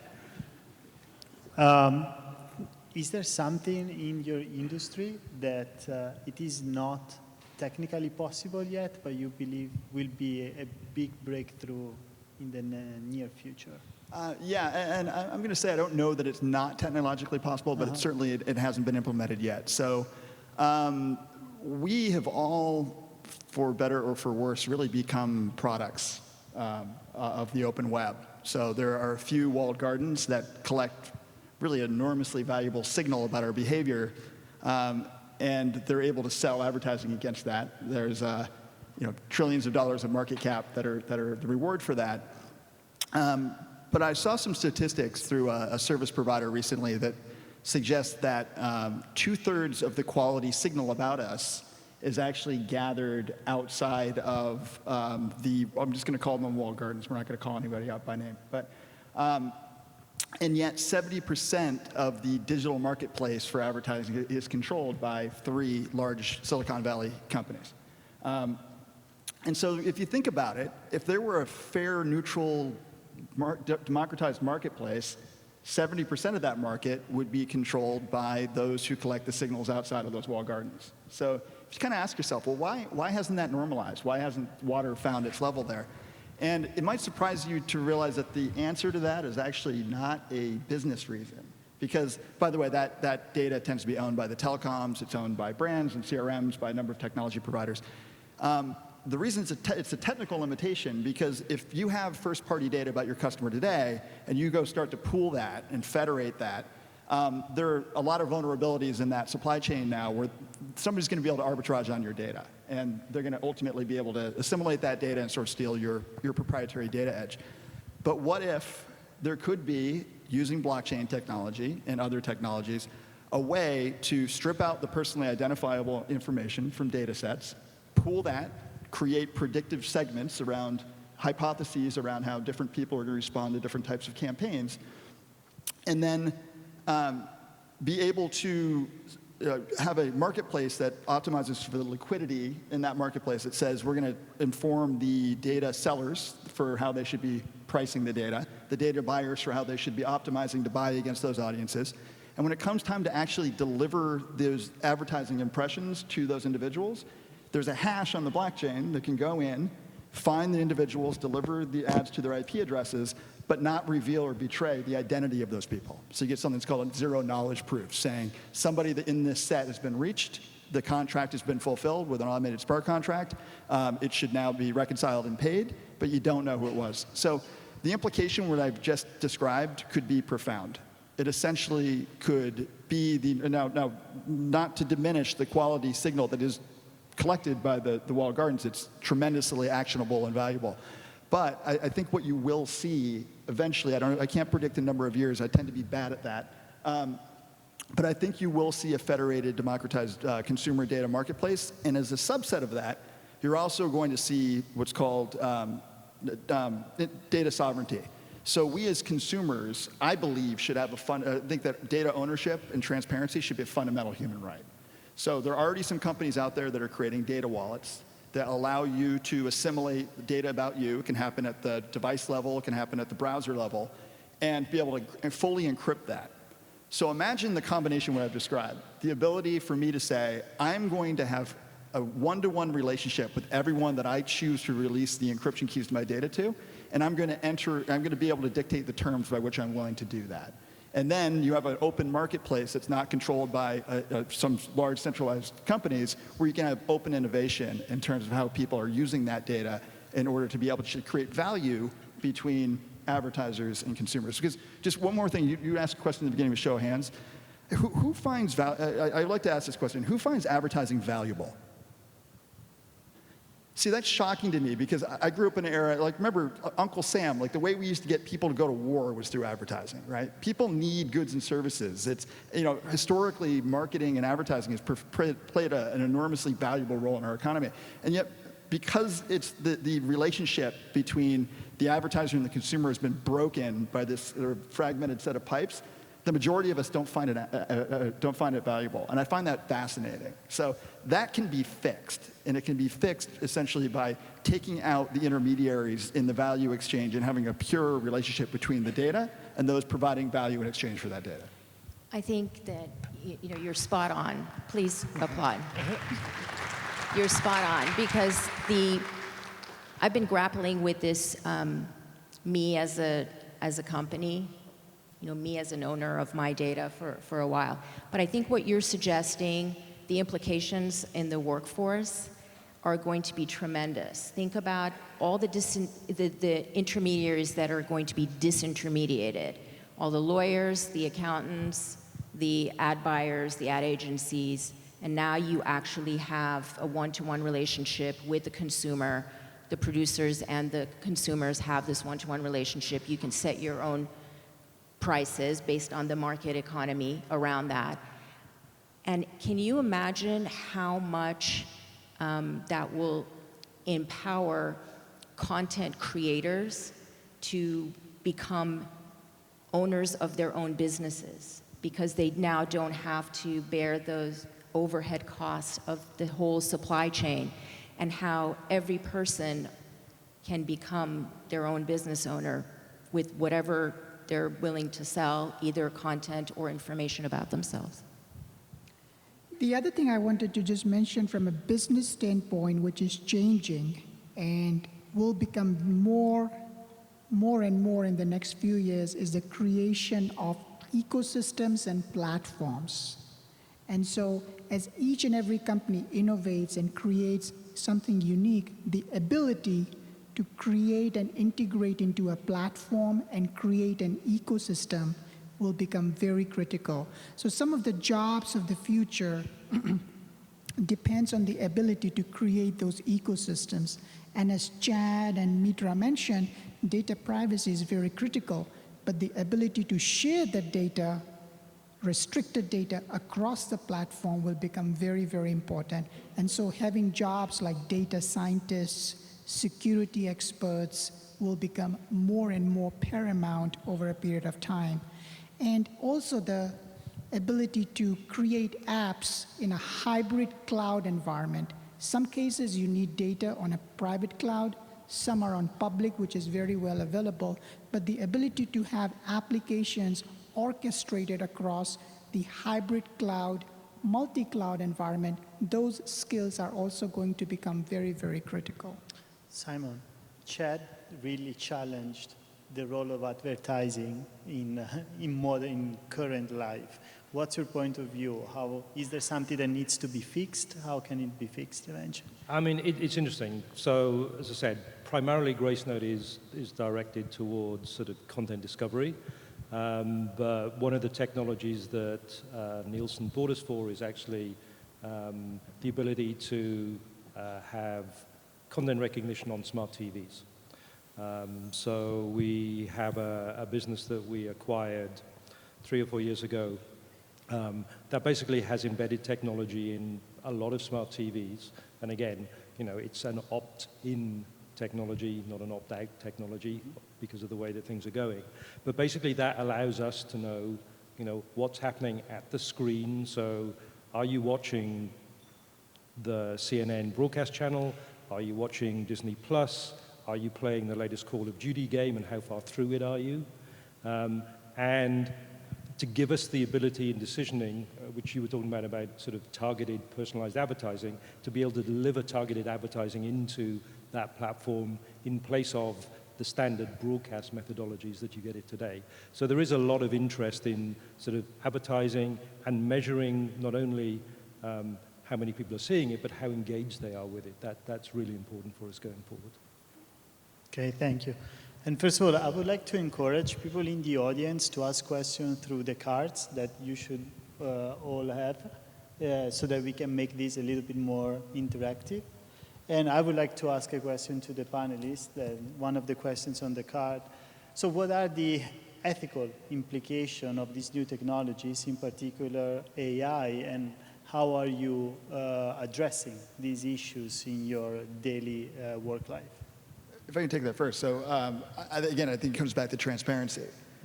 What you'd mentioned, having content recognition at the device, I'm all for that, as long as I know that it's happening and I understand who's transacting and extracting value from that. Mitra? So it's an interesting question that I've been sort of obsessed with for the last year. We're actually developing software. We haven't completely announced it yet, so this is a pre-announcement announcement. We're developing software that is going to detect bias in algorithms. We talk a lot about diversity and inclusion. We've worked a lot on diversity and inclusion, yet our software that's making decisions from what TV shows to watch or what to buy on your favorite e-commerce site or where to go to dinner, those are all easy decisions, but there are major decisions in the judicial system, in loan applications, in college applications that are being automated. And those algorithms are written by a very small group of people that include very few women, very few people of color, very few people that are not men and white. And I think that that seeps into the decision-making software, and I think that creates a lot of ethical issues. Also, around data privacy and personalization, how's that blurry line being treated? Around targeted advertising and discrimination, how are you treating those? So these are all important things. We're really onto it. We'd like to create a more equitable situation for all of us and make sure that, you know, I just wrote a blog 2 days ago on the plane coming back from Europe about the role of ethics in AI. If you look me up on LinkedIn, you can have a quick read. But it's a huge, important differentiator between dystopia and utopia. Sure. This is a very critical topic, ethics in AI, biases, and bias detection. And let me just give some examples. In the insurance industry, when you're basically going for auto insurance, depending on where you live, there can be certain biases built into that logic. Second example would be, when you're looking and getting your prepaid or postpaid phone, there can be certain biases based on your prior information, age, sex, gender, background. So as Mitra mentioned, her company is building together a software. IBM, we announced and launched a software a year ago, which is exactly doing this particular solution. And so depending on, and I'm just getting a little technical here, there are machine learning algorithms which are already built in. So these tools and technologies can go in and look at that model and look at the inherent biases which are built in and easily detect it out. Now, sometimes you may have consciously put in a bias, if you will, from a business standpoint.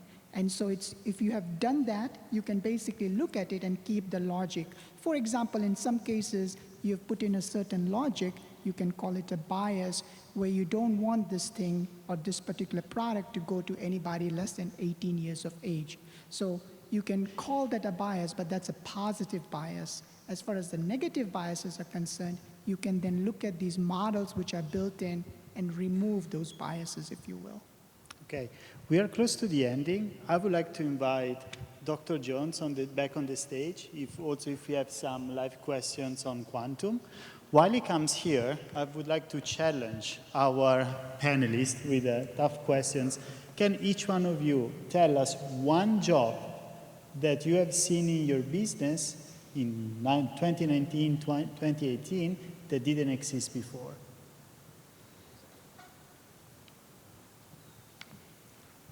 Didn't exist how long ago? I said challenge. Didn't exist how long ago? Like in the last a job 5, that was 10 created years? in the last 12 to 18 months.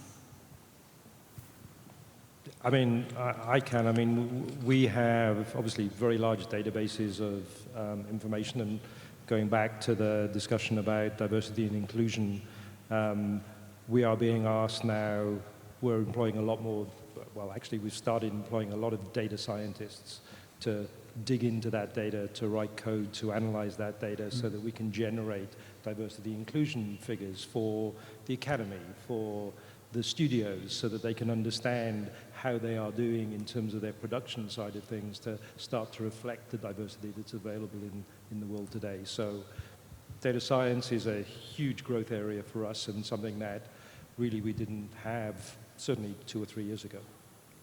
And that's from the Gracenet side, not from the Nielsen side, because they've always had a lot of data scientists. Well, something that PwC has done is we now have citizen innovators.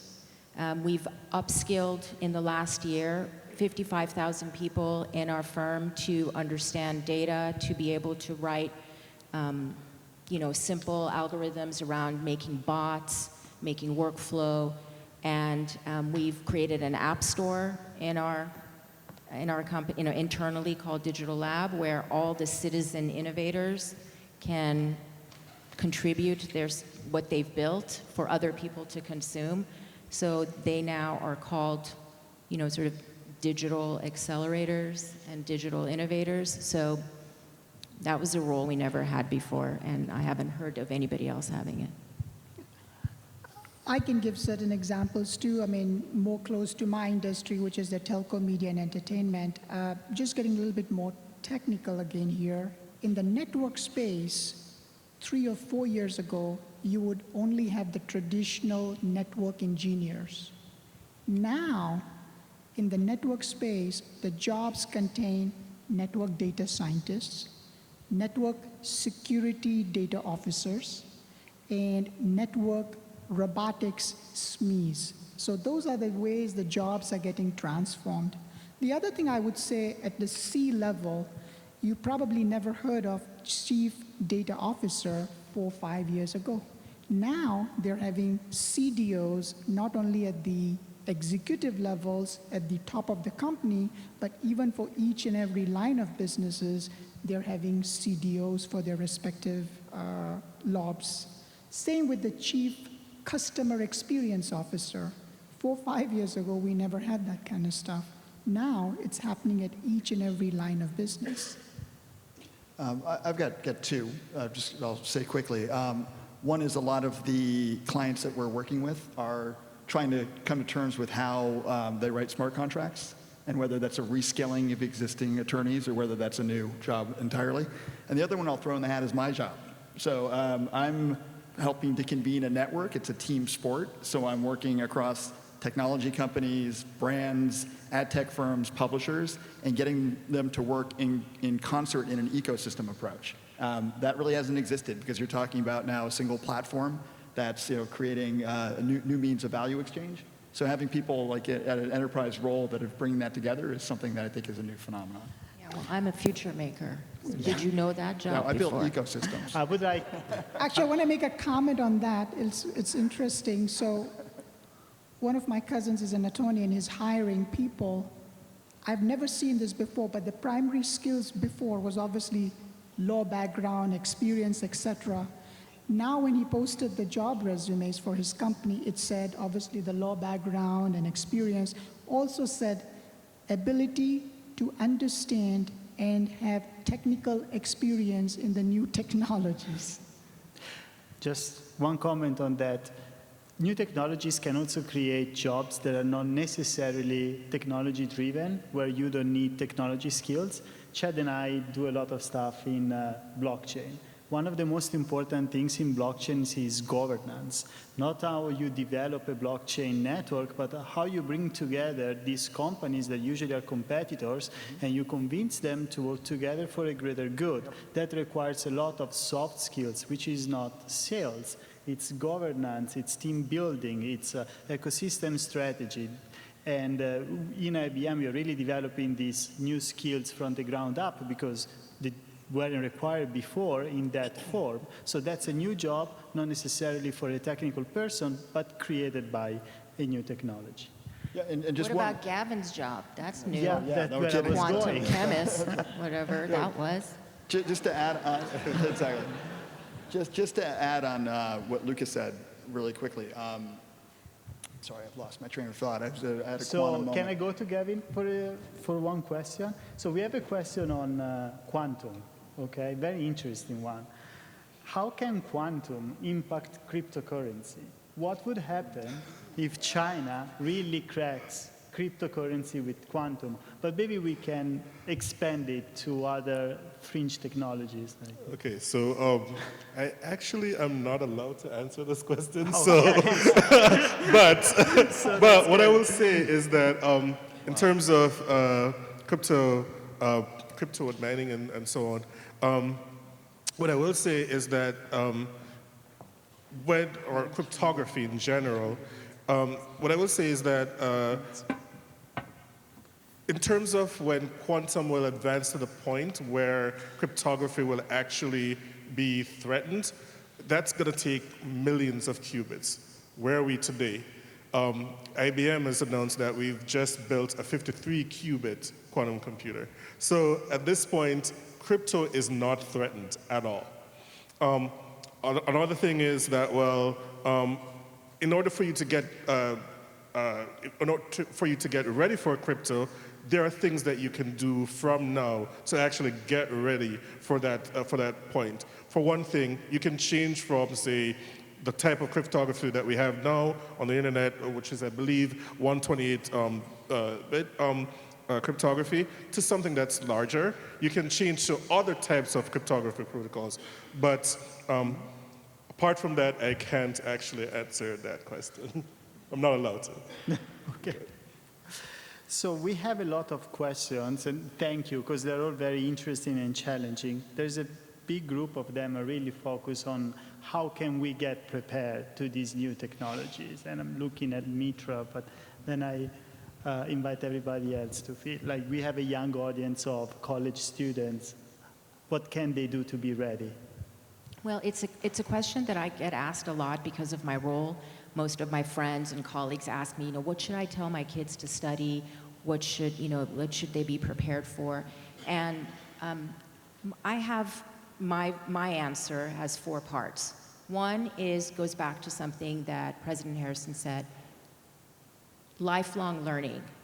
You cannot stop learning after you graduate. You have to keep your muscle memory there alive because the pace of change is too fast. You're going to have to learn new things all the time. Number 2, you need to be familiar with technology in a way that you can understand it enough. You don't have to be, to Utal's point, you don't have to be like the software engineer or the computer scientist, but you have to understand it enough to be able to extract from it the potential capabilities to enable you to do your job better. But while you're in school, before you graduate, there are two courses that I would suggest everybody take. One is something to do with data, that you understand where data comes from, how do you mash it up with other data, what can you gain from insights from analyzing that data. So any kind of data class would be great. And the other one is a class on ethics. And it doesn't matter if it's ethics for engineers, ethics for doctors, ethics for lawyers, or ethics for everybody.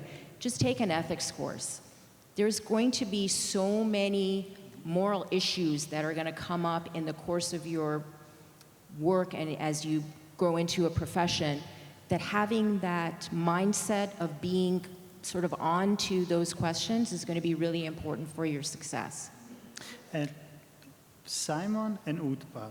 I had one last piece. Yeah. Can I just? Soft skills. That's my fourth one. Everybody needs to know that no matter how technical you are, how digital you get, if you don't have leadership, creativity, curiosity, collaboration, and mentorship abilities, you're not going to go far in the corporate world. So both of you have some gray hair. I do as well. But I'm sure that now you're doing jobs that didn't exist when you finished college. So how did you adapt? How did you keep pace with the new technologies and changes? I was just thinking the very same thing, because when I was doing engineering, Fortran 77 was one of the programming. You're older than me. Yay. Yeah, I'm the non-diverse old white guy. Yes, we know that. But I would say what I learned through that course is an approach to problem solving, an approach to how to collect information, how to process information. And actually, that's helped me more than anything else, that just general approach to problem solving. It's a skill that you learn and you can develop, and then it doesn't matter. As these new challenges come along, you adapt to them. I also, have, I think as I sort of hinted at earlier, I mean, the whole thing about, as Mitra was saying, the personal skill set, the ability to get on with people, the ability to understand people, to active listen, rather than sort of inactively listen to people. All of those things will pay absolute dividends down the road. So, I mean, whilst we say there's a lot of change happening, as Mitra said, I'm the old white guy, so, mobile phones were just coming out when I was at college. And so I look at how things have transitioned since then to what I do today. Mm-hmm. I don't consider myself non-technical and not able to avail myself of those things. The same speed of change is happening. The Blade Runner example, it was when I was at university, that's when it came out. The view of where we are going is going to change many times by the time we get there. And I think just to a degree, basic common sense and just the ability and openness to learn is going to be really important. Yeah, and there's change is happening faster than it used to, but there's an old saying that history doesn't repeat, but it rhymes. So there's nothing new under the sun. So the same basic characteristics you can cultivate within yourself will be valuable. Critical thinking skills, I would say something that came up tonight, understand and recognize where the opportunities are and take action. Mitra, you said with PwC, you're reskilling employees. Know that those things are available to you and take advantage. Gavin, you put up, you can go on for free and go start playing around and tinkering and coding on a quantum computer. How cool is that? Always remain intellectually curious and take those actions. Be the first one that's proactive and making sure that you have a foot into that next landscape. Utpal, I have a question for you. This is a tough one from the public. So you lead the innovation practice in the telco media entertainment in IBM. So how does it feel to have the future in your hands? I would say I will answer that question, and it's a combination of some of the responses that the team have mentioned. Having the responsibility of being the innovation leader and leveraging the technology, a lot of it is based on hard and soft skills. And hard skills obviously means looking at the technology, having the curiosity to play with it, as well as quickly determine whether this is the right use case or move on to something else. And so from a technical standpoint, it requires curiosity, understanding what's going to work both from a technology standpoint as well as from a customer or business standpoint. And at the same time, the soft skills, ability to quickly build teams within your area of responsibility, and then in a large organization, ability to quickly create an ecosystem of teams and partner with them cross brands, cross businesses, cross services, as well as with the clients. And that's the key to success. I also want to mention one comment here, more close to CSUN, to the question, how can we make sure that we have the right skills? How do we make sure that we can take advantage of those skills? Soft skills are very, very critical. From a hard skills standpoint, you'll be surprised that all of these technologies, or many of these technologies that we just discussed today, you as a CSUN student or a member of CSUN have access to it. So I would say talk to your technology department, talk to the leaders at CSUN. You can log in, you can play with this, you can try it, and there's nothing to lose. It's just the curiosity and the ability to quickly try and play with that stuff. Okay, I think we're done with the time. Mitra, do you want to close with some last observation and contribution? Sure. I think first I want to just thank the panelists and you, Luca, for this awesome time that I had here. And I hope that the audience, that you took every minute that everyone spoke and took something from it. We live in a very volatile world that we have the ability to change, and the change comes from each of us. So whatever you choose to do, follow your passion and make sure that you do it in the most responsible way. Be open to opportunities. Use your problem-solving skills. Build your teams in a way that are efficient and effective, so that it's not just about how you can do things quickly, but how you can do things well. And that's what I want to finish with. Be good so that we can all be well. Thank you.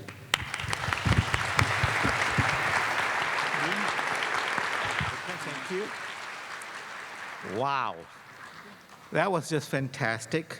Now I need to stay here for a moment, stay on the stage. So I need to talk to Chad actually right after this discussion, because I want to create my own private data wall. In just a moment, we'll be making some presentations to our speakers and panelists. Before we do, I just want to thank all of you again for your attendance and attention. I also want to thank our panelists for a wonderful discussion, and Steve for his presentation, and Gavin. We hope that this program was everything that you expected. I can also report that we are already planning our 3rd annual symposium on the workforce of the future for the same time, same place, same bat channel, as they call it, again next year before Thanksgiving. We have already had discussions with executives at several firms. We are considering 2 different industries as our focal point. Both have enormous impact on the economy of Southern California, and hence workforce of implications for CSUN community. So the 2 that we are looking at is either the global supply chain management, which is involved with large companies out there that need to do it, or fintech, risk management and insurance. With that, if I might ask Steve to join us back on the stage. Steve, thank you. We have a small token to present to each of you, as well as a certificate of appreciation that reads as follows: for your generous contributions and sacrifices in helping our students, faculty, and alumni of CSUN to better appreciate the challenges of the workforce of the future. November 20th, 2019. And you can join me in thanking all of us. Thank you so much.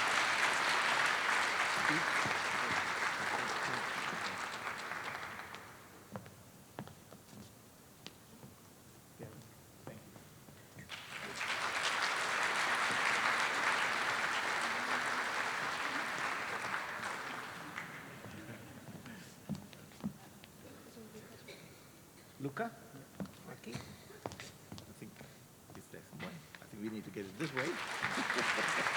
Thank you.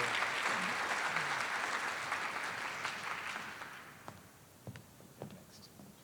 Chad Andrews.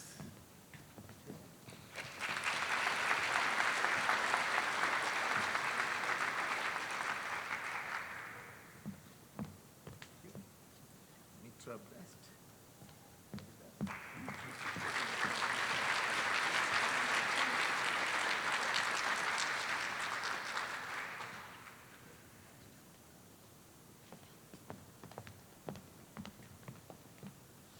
Simon Adam.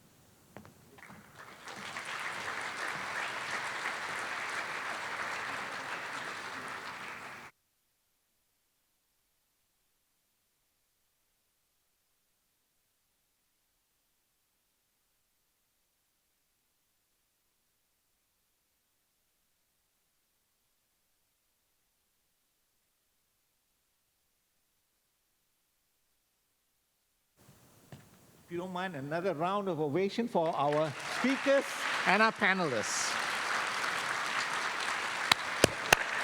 That was really. I would now like to encourage you to enjoy the reception in the lobby. After we have taken a few more pictures here on the stage, we will all join you.